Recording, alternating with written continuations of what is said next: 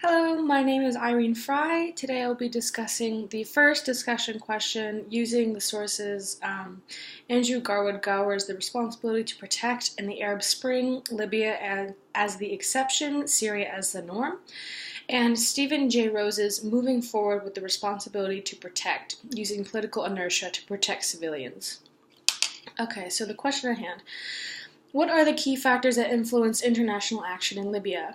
Do you agree with this international action? Why or why not? Please apply the responsibility to protect doctrine in your response.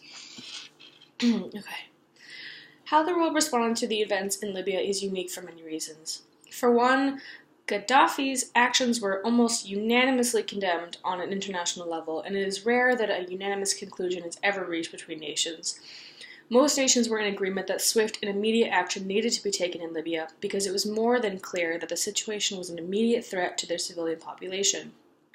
According to Garwood-GOWERS, 2013, the situation in Libya even constituted as a threat to international peace and security. Even after the government in Libya was reminded of their responsibility to protect its population, Gaddafi's continually abused anyone who opposed him through military force. His actions were condemned as human rights abuses, as murder, rape, torture, and other attacks on civilians were being committed ruthlessly.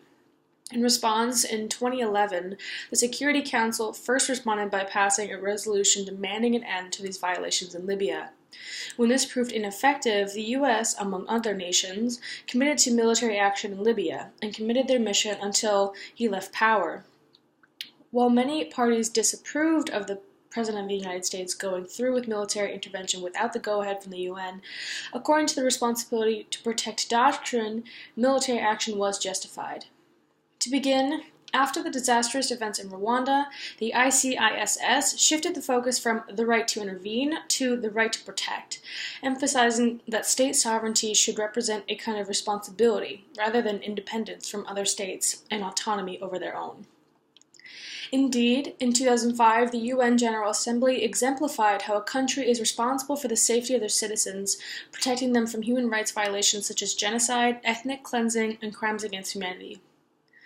Additionally, while military force was not meant to be the first method of humanitarian intervention in foreign nations, there are specific criteria for the use of military force.